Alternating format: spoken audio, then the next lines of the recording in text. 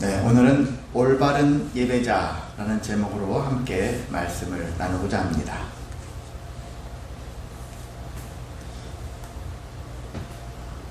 서구적인 형태의 대학이 있죠. 최초의 대학이 어디서부터 출발했느냐, 많은 사람들이 조사한 결과 이탈리아의 볼로냐라는 대학이거든요. 볼로냐라는 대학이 있는데 이 대학이 최초의 대학이다, 그렇게 사람들이 얘기를 합니다. 언제 세워졌냐면 1088년, 1900이 아닙니다. 1088년. 아마 제가 대충 생각할 때는 고려시대 때, 그때 대학이 세워진 게 아니겠는가 생각이 드네요. 우리나라로 친다면 1088년에 대학을 세워졌는데 국립대학으로 세워진 거예요. 원래 옛날에는 우니베르시타스, 어려운 좀 말인데, 우니베르시타스라는 게 이름으로 불려졌는데, 우니베르시타스가 나중에 오늘날 우리는 뭘로? 유니버시티. 영어를 참 잘하시네요.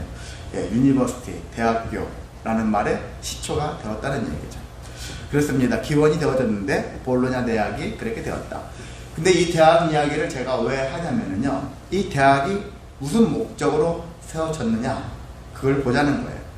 근데 세워진 목적은요, 교회법을 가르치기 위해서, 그리고 또한 로마의 법을 가르쳐서 교회 지도자들을 세우고요, 또 정치하는 사람들에게서는 정부 관리들을 키우기 위해서 세운 일종의 법과대학이라는 이야기입니다. 그래서 교회법을 세우고 로마법을 가르쳐서, 그래서 교회 지도자들, 정부 관리자들을 양성하기 위한 이런 곳, 참 취지가 좋다라는 생각이 듭니다.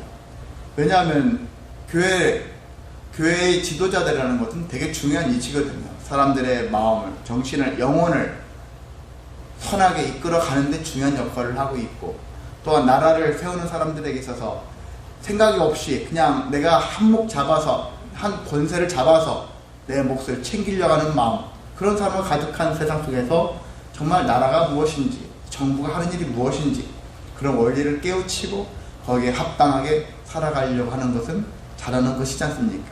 그래서 그런 집중적인 그런 훈련들을 받을 필요는 있다 생각이 듭니다. 그래서 우리나라도 정치인들이 그런 정치 외교학과 이런 것도 과 있지만은 그런 과 출신들이 많지는 않아요. 정치인들 중에는. 근데 그런 처음부터 나는 정치를 하겠다, 어릴 적부터 그런 마음을 가지고 제대로 된 정치를, 이상을 가지고 출발한 사람들이 생기면은 지금보다 정치가 좀 더 아름답고 더 멋있고 의미가 있지 않을까. 근데 그런 것보다는 다 이권이 개입된 그런 부분들이 훨씬 많다 보니까 좀 중구난방의 정치의 형태가 있는 것 같기도 합니다. 그래서 적어도 나라의 근간이 될 수 있는, 나라의 중심이 될 수 있는 인물들이 있잖아요. 그런 사람들은 특별한 어떤 교육을 통해 가지고 그런 사람들을 집중적으로 양성하는 것이 참 지혜로운 일이 아니겠는가, 개인적으로 생각을 해본다는 것입니다. 근데 특징이 있습니다. 이 대학의 하루는, 이 대학에 또 마치는 시간에는 무엇을 할까? 예배를 한다는 것입니다. 예배로 하루를 시작하고 예배로 하루를 마무리한다 라는 것입니다. 자, 이들은 왜 예배로 시작했고 예배로 마무리할까? 그들은 그걸 알았어요. 하나님을 경외하는 것은 지식의 근본이다 라는 것들을 말씀 속에서 알았죠. 그렇잖아요. 잠언에도 하나님을 경외하는 것이 지식의 근본이다 라고 나와 있습니다.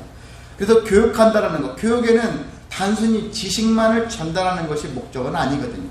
이 교육 안에는 그 사람의 인격, 태도, 습관, 이런 것까지도 다 형성할 수 있도록, 잘 형성할 수 있도록 가르쳐야 하는 것이거든요.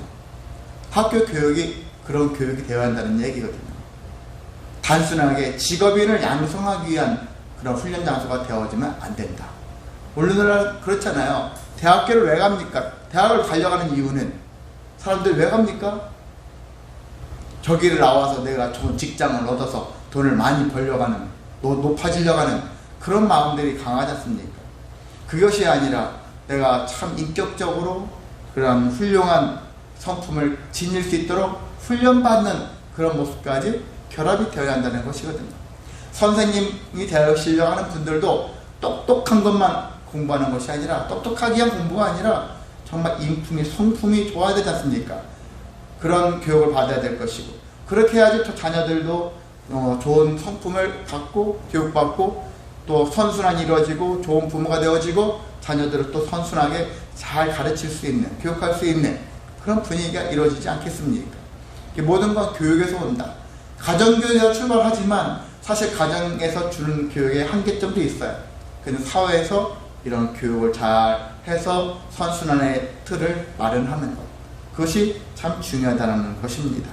자, 그래서 이 학교에는 이 볼로냐 대학의 어떤 옛날에 대한 그 기록 문헌들이 있었는데요. 살펴보니까 이 학교가 어떻게 했는가. 이 학교는 하나님께 예배하는 것을 엄청 중요하게 여겼고 학교 생활에 엄청 중심으로 삼겠다라는 것을, 이것을 문서로 남겨가지고 거기 입학하는 사람들 있잖아요. 그 부모와 학생들에게 서약을 받았다는 증거가 있습니다. 그래서 그 서약을 하는 사람들에게 한해서 이 학교에 들어올 수 있다라는 것이죠. 자, 서약을 했으니까 그 사람들은 틀림없이 예배를 했을 것입니다. 자, 이런 것처럼 이 사람들의 교육 정신의 기원은 다른 데가 아니라 성경에 있었다라는 얘기죠. 하나님 말씀에 있었다는 얘기입니다. 그리고 그 중에 더 북한에서 할 수 있는 것은 십계명에 있었다라는 얘기예요. 십계명의 교리를 따랐다는 것입니다. 십계명이 바로 교육정신의 기원이었다라는 것입니다. 제가 요즘 뭐하고 있죠? 지난주부터 십계명을 도입해서 십계명의 과정을 가고 있는데, 그만큼 십계명, 그냥 10가지 계명, 어릴 때부터 그냥 외우려고만 했던 계명이지만 이 계명을 우리는 조금 더 하나씩 다시 한번 생각하면서 이 계명을 왜 지켜야 되는가 라는 것을 다시 한번 생각할 수 있는 기회가 되어지기를 원합니다. 자, 그 사람들에게 있어서 십계명은 학교 생활의 중심이었고 또 가정 생활의 근본이었다라고 볼 수 있는데, 우리도 이와 같이 구약에 있으니까 옛날 말씀이니까, 옛날 언약이니까 그냥 있는 것만 파악하고 그렇구나 하고 물리치면 안 되는 거예요. 구약에 있는 말씀도 하나님의 언약 말씀이에요. 폐기하라고 있는 것이 아니라 더 하나님은 예수님을 통해서 뭐라고 했습니까? 완전하게 하라. 구약에 있는 것을 폐기 처분하라는 게 아니에요. 그것을 더 온전하게, 완전하게 이 말씀의 근간을 사람들이 오용을 했거든요. 잘못 이해했거나 그것을 도용을 했거나 이상하게 사용한 것이죠. 하나님 말씀을 자기에게 유리하게 사용하는 사람들이 너무 많아요. 아전인수격으로 이렇게 말씀을 해석한 사람들이 너무 많아서 하나님 말씀이 이상한 말씀이 되어버리는 거예요. 그래서 세상 사람들이 봤었을 때는 하나님 말씀, 하나님 믿는 사람들 보니까 하나님 말씀대로 했다고 하는 것 같은데, 저 사람들 보니까 하나님이라는 존재를 신뢰하고 싶은 마음이 안 생기는 거예요. 그래서 예수님께서는 이 땅에 오셔서 율법을 폐하겠다. 그리고 다시 반대로 율법을 완성하겠다. 그 폐한다는 의미는 구약에 있는 하나님 말씀을 폐한다는 얘기 아니라 그 말씀을 이상하게 지키는 사람들, 자기의 이익을 따라서 지키는 사람들, 그런 행태를 폐하겠다는 얘기거든요. 진정한 완성은 바로 여기에 있다. 진짜 하나님의 마음을 담은, 마음을 알아내는, 그래서 마음에 맞게 합당하게 10가지 그 계명을 지키려고 몸부림치는 그런 모습으로 회복시키겠다라는 예수님의 의지가 담겨있는 것입니다. 그래서 우리가 지난주에 그랬죠. 10개의 계명 중에서 1계명부터 4계명까지는 하나님과의 관계라고 얘기했었죠. 그리고 5계명부터 10계명은 사람과 사람과의 관계. 그 첫 번째가 사람과 관계 중에서는 뭐라 했죠? 누구와의 관계? 사람과 관계에서 첫 번째가 뭐예요? 부모. 우리에게 제일 중요한 것은, 그래요, 내 아내, 내 남편도 중요합니다 하면은, 우리가 태어난 것을 친다면은 부모님이 제일 중요하잖아요. 인간관계에서 부모님과의 관계가 제일 중요해요. 일촌 관계잖아요. 일촌 관계. 부부는 무촌이다. 촌수가 없는 관계예요. 그 부모 관계보다 더 뛰어난 거지만 역으로 보면은 때로는 아무것도 아닐 수 있다는 얘기예요. 엄청 귀할 수 있지만 반대로 아무것도 아닐 수밖에 없는 존재. 근데 부모 자식 간은 뗄래야 뗄 수 없는 관계. 도무지 뗄 수 없습니다. 그런 관계. 그래서 자녀의 입장에서 사람과의 사람의 관계. 어찌됐든 이런 관계를 우리는 잘 하기 위해서 십계명을 하나님이 주셨다라고 말씀을 생각해 보았는데, 또 이 말씀을 있잖아요. 관계라는 말을 다른 말로 바꿔볼 수 있어요.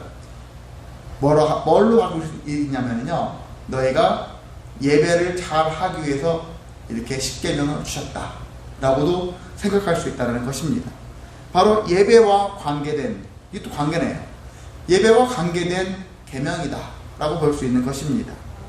자, 지난주에 1계명, 나 외에는 다른 신들을 내게 두지 말라, 그렇게 말씀하고 있죠. 제 1계명이. 그 얘기는 하나님과 나 사이에 다른 것들이 개입되면 안 되는 거예요. 다른 거 다른 사이에는 개입될 수도 있어요. 예를 든다면 어릴 적에 부모님을 사랑했어요. 제일 많이 사랑했어요. 그러다 나중에 이성이 생기면 그 사람을 사랑하는 거예요. 그럼 부모와 나 사이에 그 이성이 딱 끼어 들어왔잖아요. 그 부당합니까? 불법입니까? 잘못됐습니까? 죄를 짓는 것입니까? 아니잖아요. 자녀가 어떤 사랑하는 사람이 생기는 것은 자연스러운 현상이에요. 부모가 축하해 줄 일이라고 볼 수 있는 것이죠. 근데 이건 전혀 상관없는 일이에요. 그런데 나와 하나님 사이에 다른 게 끼어 들어왔다? 이건 문제가 심각해지는 거예요. 내가 그 사람을 너무 사랑해. 내가 그 돈을 너무 사랑해. 이렇게 되어져서 하나님이 안 보이는 거예요. 하나님과 관계가 끊어져 버려요. 이건 엄청 심각한 일이라는 것입니다. 그래서 우리가 정말 늘 생각할 것은, 그래요, 나는 세상에 때로 부모님까지 포함해서 다른 거 다 관계 속에서 새로운 관계 들어옴으로 인해서 이 관계 사이가 낄지라도 하나님과의 관계에서는 아무것도 사이에 끼지 않도록 하겠습니다. 아멘. 이런 마음을 가져야 합니다. 나는 하나님을 제일 많이 사랑합니다. 최고로 사랑합니다. 이것은 변함이 없습니다. 아멘. 이와 같은 고백을 해야 합니다. 그리고 실제 그러한 삶을 살아야 하는 것입니다. 왜냐하면 하나님과 나 사이에 누군가가 끼어들게 되어지면, 사람이든 재물이든 뭔가가 끼어들면은 하나님과 관계가 끊어지면서 내 인생은 온전한 삶을 살 수가 없어요. 정말입니다. 제대로 된 인생을 살 수가 없습니다.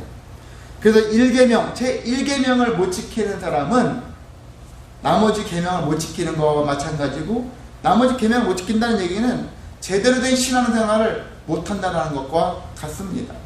그래서 1계명, 나 외 다른 신들을 내게 두지 말라, 이것을 명심해야 돼요.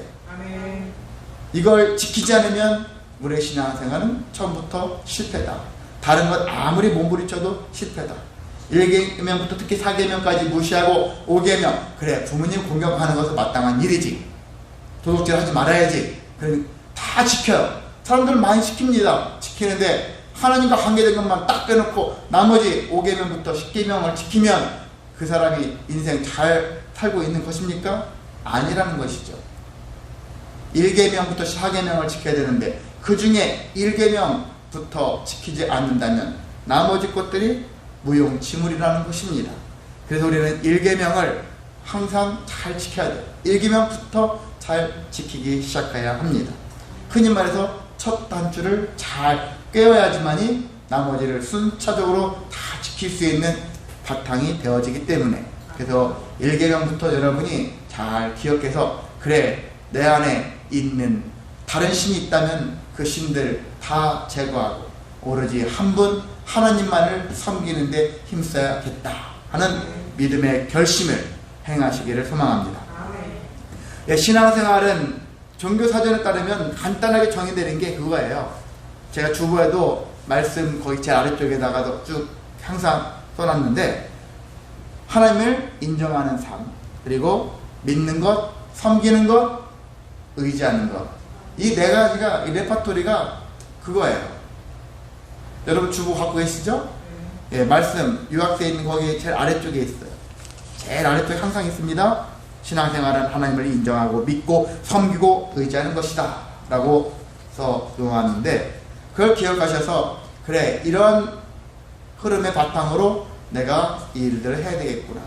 또 제가 내린 그런 신앙생활에 그런 것도 있죠. 정의도 있죠.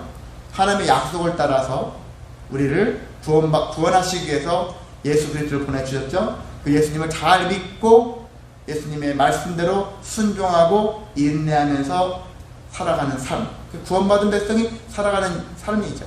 그 인내하며 살아가는 삶이 바로 신앙생활의 한 부분이라고, 신앙생활의 모습이라고 할 수 있는데, 그렇습니다. 근데 우리가 이렇게 살아야 되는 거예요. 살아야 되는데 생각보다 그렇게 살기가 쉽지가 않다.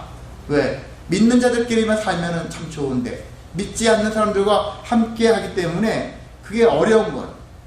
해방하는 자들이 있고요, 유혹하는 자들이 있습니다. 그러다 보니까 하나님을 인정하고 믿고 섬기고 의지하는 일들을 제대로 할 수가 없는 것입니다. 그래서 여러 가지 많은 가치관들이 우후죽순으로 세워져서 하나님을 섬기는 것을 뒤로하고 다른 것들이 더 중요한 세상이 되어졌고, 그로 말미암아서 영적 전쟁은 더 심해져 간다는 사실입니다. 그래서 나온 것이 무슨 계명이냐? 오늘 하고자 하는 이 계명이란 얘기입니다. 제2계명. 제2계명이 무엇일까요? 4절에 있죠. 4절에 있는 말씀 한번 같이 다시 읽어볼까요? 너를 위하여 새긴 우상을 만들지 말고 또 위로 하늘에 있는 것이나 아래로 땅에 있는 것이나 땅 아래 물속에 있는 것에 어떤 형상도 만들지 말며. 뒤에까지 쭉 있는데 여기까지만 할게요. 그렇습니다. 어떤 형상도 만들지 말아라. 그것들에게 절하지도 말고 섬기지도 말아라. 그게 제 두 번째 계명이에요. 지금 근데 우리가 잘 하고 있는 게 이거예요. 재물이든지 건강이든지 자녀든지 사회적인 어떤 권세와 명예든지 간에 이런 것들이 우리가 또한 우리에게 우상이 되어져서 우리가 그것들을 만들어내고 있고 그것들에게 절하고 있고 그것들을 섬기는데 목숨을 다하는 그런 지경에까지 이르러 가고 있다는 것입니다. 자, 제1계명. 1계명은 예배를 관점에서 본다면 1계명은 예배 대상이 하나님이다라는 것들을 우리에게 알려주고 있습니다. 다른 신을 섬기지 말라. 다른 것을 두지 말라. 그렇게 하잖아요. 오직 예배 대상은 한 분 하나님이시다 라는 것을 강조하고 있다면 제2계명은 예배를 올바르게 이 한 분 하나님을 어떻게 섬겨야 되는가, 섬김의 방법을 알려주고 있습니다. 자, 다시 한번 얘기하면요, 1계명은 우리가 누구에게 예배할 것인가? 하나님이시죠? 그리고 거짓된, 잘못된, 없는 이 신을 우리가 경계하기 위해서, 신은 없는 거야, 하나님 외에는 다른 신은 없어 라는 것들을 경계하는 마음을 가지고 예배자가 되라는 얘기거든요. 자, 두 번째 계명은 어떤 의미냐? 우리가 어떻게 그러면 예배를 해야 되지? 어떻게 예배해야 되는 거야? 이런 거예요. 그리고 진짜 좋은 올바른 예배는 어떤 것이 올바른 예배일까? 그렇게 되려면 우리가 먼저 올바른 예배자가 되어야 하겠죠? 올바른 예배자는 바로 앞서 말씀드린 것처럼 하나님을 인정하고 믿고 섬기고 의지하는 이런 행위를 통해서 진정한 올바른 예배자의 삶이 되어질 수가 있는 것입니다. 자, 그런데 우상, 여러분 제가 몇 번 강조했었죠. 우상은 사람이 깎아서 만드는 것을 보통 얘기를 하죠. 실제 우리가 재물이니 관계니 인간 자녀 이런 권세 이런 것들도 우물로 우상으로 넣었지만은 이런 거 빼고서요, 그냥 실제 어떤 불상이라든지 사람들이 많이 새겨놓고서 그것들을 신이다 라고 하는 것. 성경에는 바알신, 아세라신 이런 신들이 다 우상이잖아요. 사람들이 깎아서 만드는 거예요. 이런 것들을 가지고 그 앞에서 절하고 그렇게 하는 행위들, 가장 근본적인 기본적인 우상의 형태를 얘기하고 있는데, 그런데 하나님께서 뭐라고 하냐면은 위로는 하늘에 있는 것이나 그리고 땅에 있는 거나 땅 속에 있는, 물 속에 있는 거, 그리고 어느 곳에 있는 모든 형상도 만들지 말라 라고 얘기하고 있는 거예요.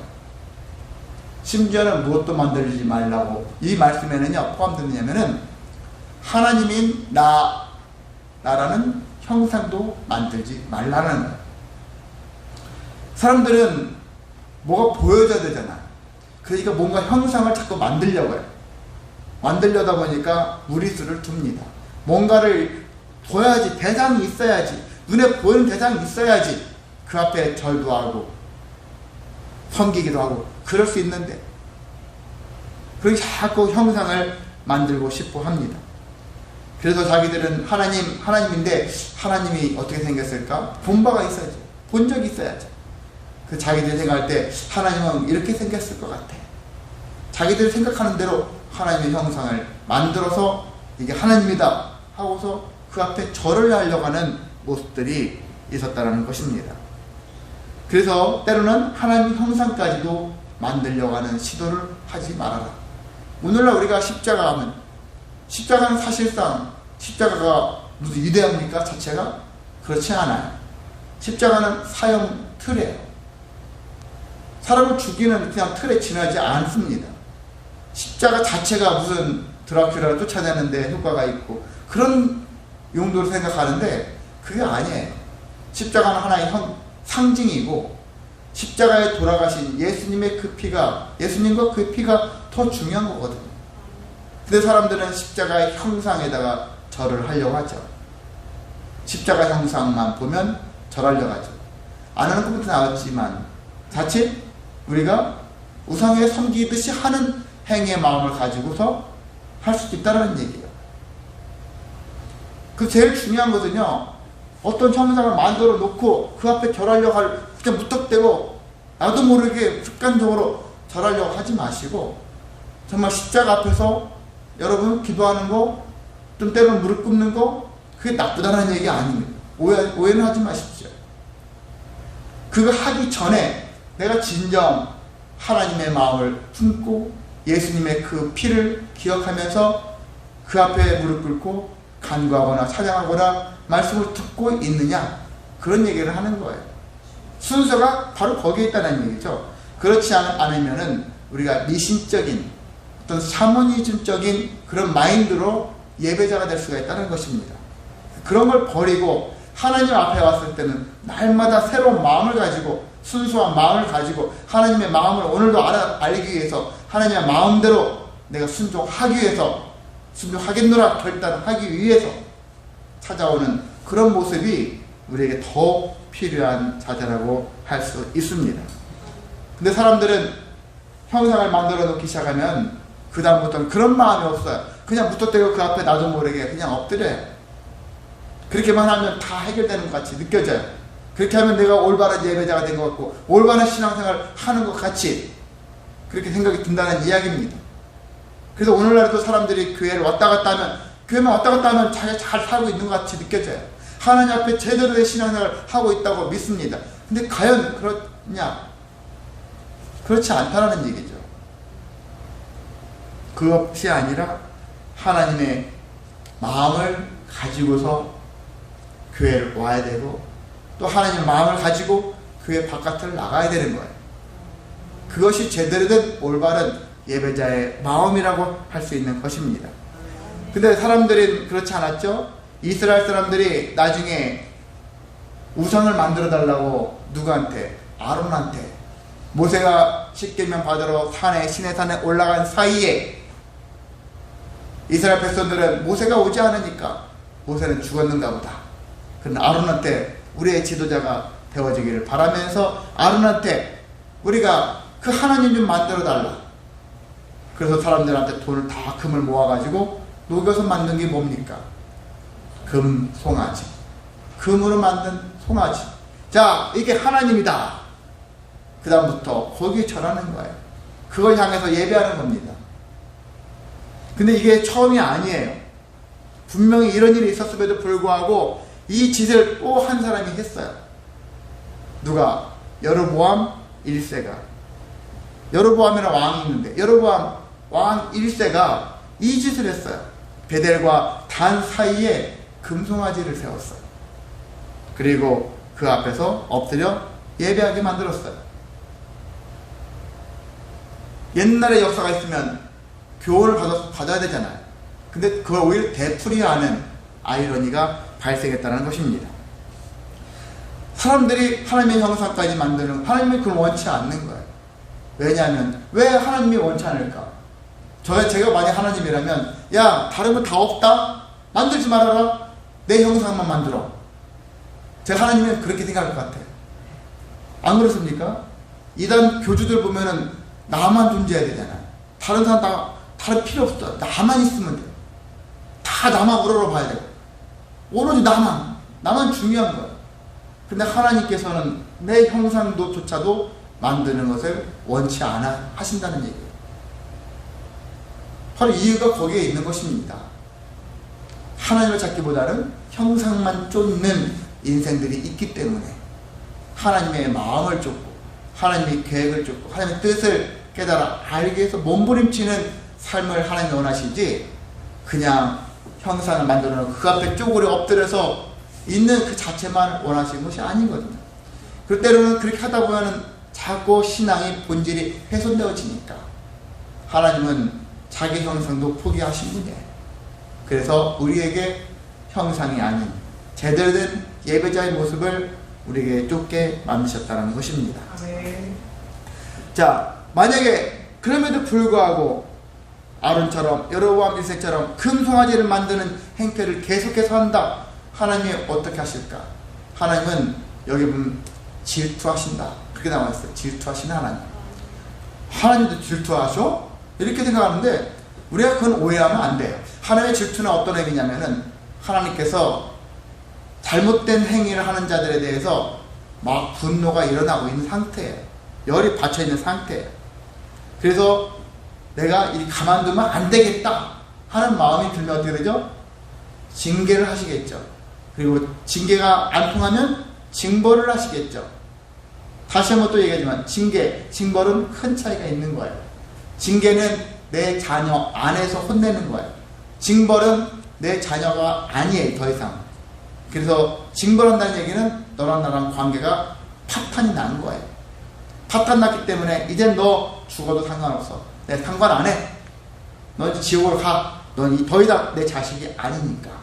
이와 같은 형태를 취하는 것이죠. 자, 그래서 하나님께서는 열심을 내시는데, 하나님 어떤 분이십니까? 하나님은 악을 선으로 갚으시는 분이잖아요. 우상 섬기는 사람들을 향해서 악을 악으로 갚아야지, 그럼 하나님이십니까? 아니거든요. 하나님 우리한테 내내 강조하신 것은 악을 선으로 갚으라 말씀하셨잖아요. 하나님 어떻게 선으로 갚으셨을까? 그게 바로 하나님의 열심을 내신 동기인데, 그게 바로 예수님이시다. 예수님을, 아들을, 신을 인간으로 내려보내셨고, 그러니까 낮추신 거예요. 근데 그걸로만이 아니라 십자가에 못 박혀 죽게 하셨고, 누구를 위해서? 죄인들을 위해서, 대속하기 위해서, 그리고 부활의 소망을 우리에게 갖게 해주시기 위해서 그렇게 하셨다는 얘기거든요. 하나님의 열심, 하나님의 질투를 하셨는데, 이 질투를 어떤 식으로? 예수님을 보내시고 죄인들을 구원하시는 방식으로 열심을 내신 거예요. 악을 선으로 갚으신 하나님. 그런데도 불구하고 사람들은 여전히 하나님을 계속 질투나게 합니다. 근데 이 행위가 하나님 뭐라고 얘기했냐면, 이것은 나를 미워하는 자다 라고 얘기하고 있어요. 그러니까 우상 섬기는 자는, 우상 섬기는 행위는 하나님을 미워하는 거예요. 하나님을 미워하고 싶습니까? 그럼 우상 섬기면 됩니다. 하나님 입장에서는 나를 미워하는구나, 그렇게 생각하신다는 얘기예요. 여러분 우상 섬기세요. 하나님 정말 싫어요, 하나님 미워요, 이런 마음이 있다면 우상을 섬기십시오.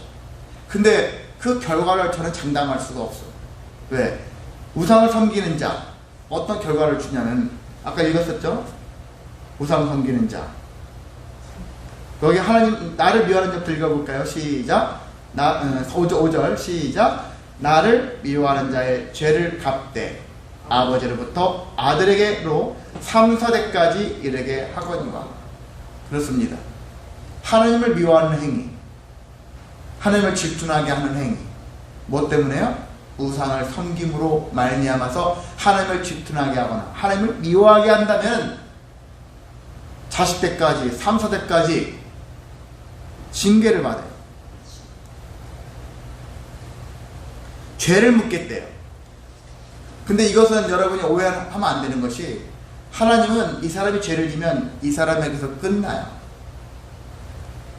네 아버지가 죄가 너무 심해. 그래서 그 심한 것을 너희들도 담당해야 되겠다. 그래서 자식들한테까지 죄를 묻고, 자식이 또 손자까지 하는데 손자까지 계속 대를 이어가지고 아버지의 죄를 묻는다면 과연 그분이 하나님이실까? 그건 아니에요. 그래서 여러분, 이 문장은요, 여러분이 어떻게 이해를 했냐면은, 한 번 죄를 지면 내 자식들까지, 손주들까지, 저기 막 증손자까지 고난을 당하는구나. 이런 식으로 생각하면 안 되는 거예요. 그럼 하나님은 정말 어떻게 보면은 믿고 싶지 않은 하나님이 될 수 있어요. 그것도 하나님이 그래요. 하나님은요, 다른 곳에서 말씀이 있잖아요. 어떻게 되어 있냐면, 하나님 그 사람한테만 죄를 묻는 거예요. 근데 이 말씀의 의미는 뭐냐면, 제가 만약에 술을 막 먹어요. 술 주정뱅이에요. 근데 내 자식은, 그 술 주정뱅이 자식은 아버지를 따라서 술을 먹을 수 있는 확률이 높아지겠죠. 그 아들도 술 주정뱅이 되었잖아요. 그리고 또 그 아들을 낳은 자식도 술 주정뱅이 될 확률이 높아지겠죠. 흔히 외도도 마찬가지죠. 외도도 유전자 문제다. 그거 떠나서 환경의 문제도 될 수 있어요. 그런 유전자 소인도 있겠지만, 여러 가지 있겠지만요, 아버지가 외도하면 자식도 외도할 수 있는 확률이 높아지고, 걔 대를 이어서 할 수 있는 확률이 높아져요. 그런 부분들이 생겨집니다. 나의 삶을 지금 하나님이 원치 않는 삶을 끊어내지 않으면, 내가 해왔던 것들이 자식에게 계속 이어져서 좋지 않았던 성향들, 습관들, 이런 것들이 자식도 이어받아서 그와 같은 짓을 또 한다는 거예요. 내가 우상을 섬기면 자식들도 우상을 섬기잖아요. 우리 전례대로 옛날 유교 문화지만 하나의 관습이 되어져 가지고 조상신에게 대대로 제사를 하면서 왔잖아요. 이건 뭡니까? 우상 숭배거든요. 그런 관점에서 부모님을 생각하면서 부모님 앞에서 절하는 거 할 수 있다고 생각이 들어요. 부모님이 지금 돌아가셨어. 그러면 여러분, 부모님이 지금 귀신 됐습니까? 아니잖아요. 어떤 교단에서는, 어떤 또 교육받은 사람들은 그렇게 하거든요. 부모님 돌아가셨는데 묘에다 묻었어요?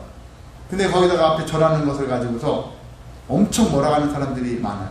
태반이 그래. 어떻게 더 많은 다수가 그럴 수 있어요. 저도 이 생각이 제가 신학 대학원 다닐 때 깨졌거든요. 어떤 교수님이 이런 얘기를 했는데, 처음에 이상했거든요. 아직 신학을 시작하는 단계였기 때문에. 근데 어떤 학생들은 막 선생님한테, 교수님한테 그 말씀 책임질 수 있습니까? 하면서, 나 교수님 얘기 안 듣겠습니다. 나가버리더라고, 그 얘기를. 이런 얘기를 하는데. 근데 저는 곰곰이 생각해 봤어요. 제가 앞쪽에 자리에서 그 얘기 들으면서, 이게 무슨 뜻일까? 어떤 의미일까? 곰곰이 생각하니까, 내가 지금까지 막 아끼고 사랑했던 부모님이 돌아가셨어. 그리고 땅에 묻혔어요. 그 땅에 묻혀있는 부모님에게 내가 절하는 행위가 우상입니까? 부모님을 조상 신으로 섬긴다면 절하면 안 되겠죠. 그런데 나를 낳아주신 부모님에 대한 그 은덕이라고 하죠. 그것에 대한 감사해서 부모님을 이제 인사하는 것처럼, 인사의 다른 방식인데 그런 모습으로 했다면은 절을 할 수 있는 거거든요. 이건 안 돼, 저건 안 돼, 무조건 안 돼가 아니거든요. 부모님을 신으로 모셨다면 절하면 안 되겠죠. 근데 부모님은 나를 낳아주신 분으로 그 헌신에 감사해서 절했다면 능히 할 수 있다는 것이거든요.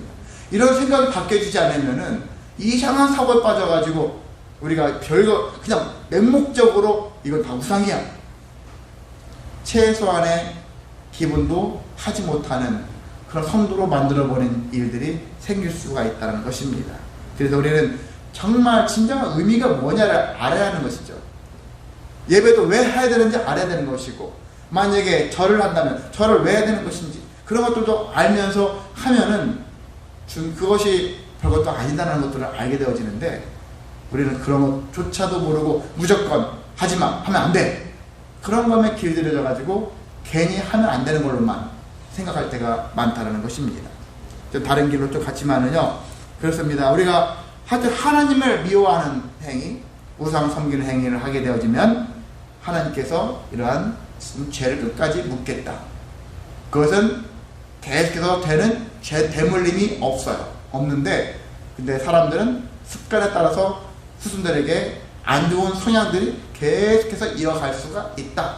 그러니까 내가 제대로 알고 제대로 된 신앙을 해야지만이 스승들이 제대로 된 신앙의 길로 갈 수 있다는 것이거든요. 이러한 개념으로 받아들이면 되겠습니다. 마찬가지로 하나님을 사랑하고 내 계명을 지키는 자들은 천대까지 은혜를 베풀겠다. 이것도 만약에 문자 그대로 해석해 보세요. 나 한 사람만 믿음이 좋으면 됩니다. 안 그래요? 우리 집안에는 나 한 사람만 좋으면 돼. 한 사람만 최고로 믿음이 아주 엄청 좋으면 돼.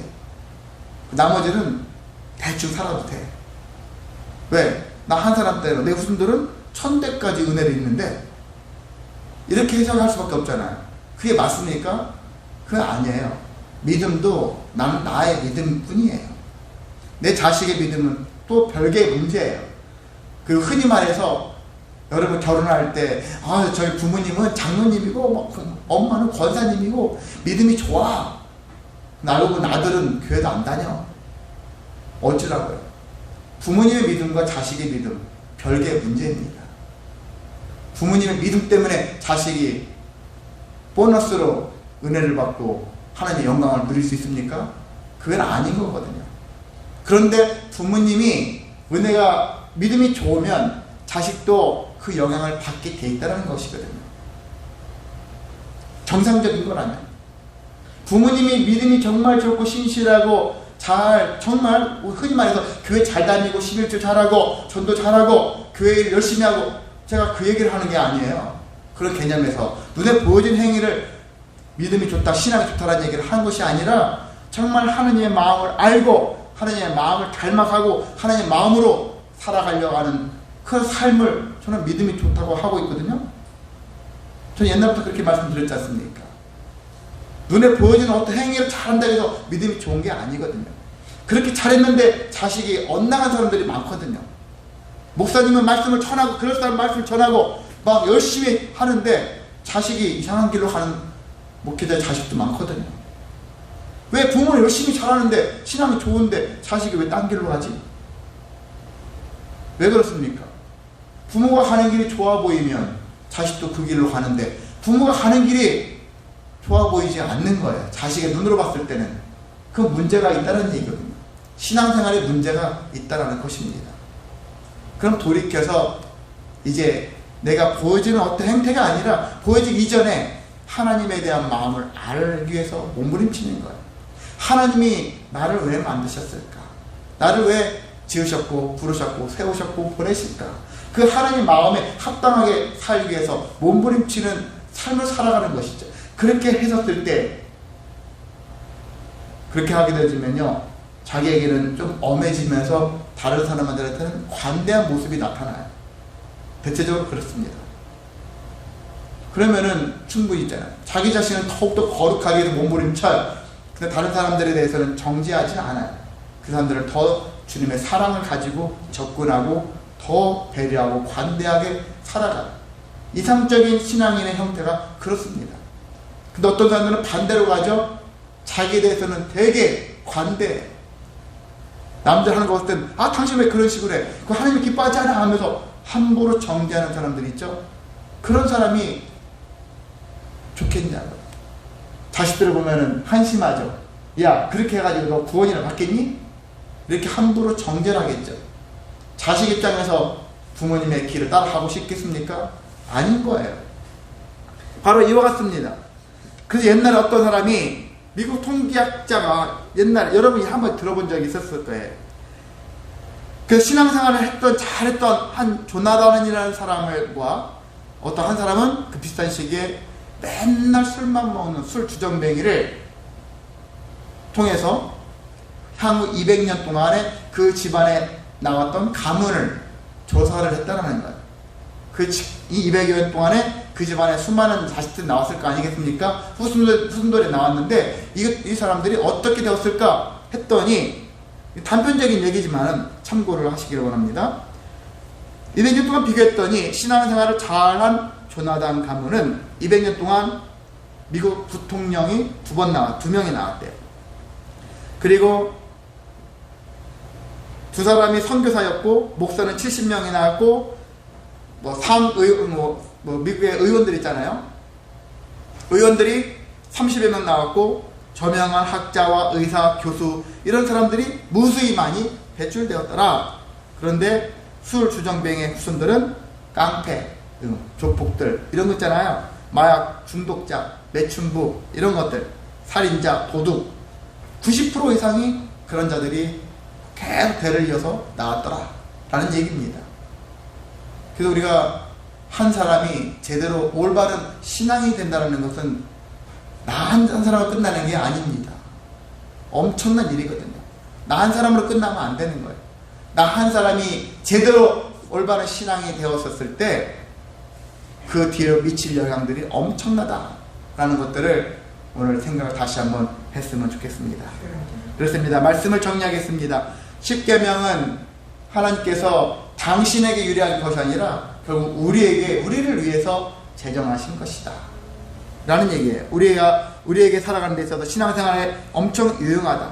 단순히 암기할 것만 되는 것이 아니라 암기하되 그것을 마음으로 새기고 하나님을 알고 하나님의 마음으로 우리가 신앙생활을 하는 것이 중요하다. 두 번째는요, 사람이 신의 형상을 만들려고 하는 이유는 자꾸 연약함 때문에 그랬습니다. 그런데 연약함이 그러면 문제냐? 하나님은 왜 연약하게 만드셨지? 강하게 만드시지. 근데 연약함이 문제가 아니에요. 연약하면 무조건 형상을 만들고 거기다 절을 해야 되냐? 우상을 만들어야 되냐? 그건 아니거든요.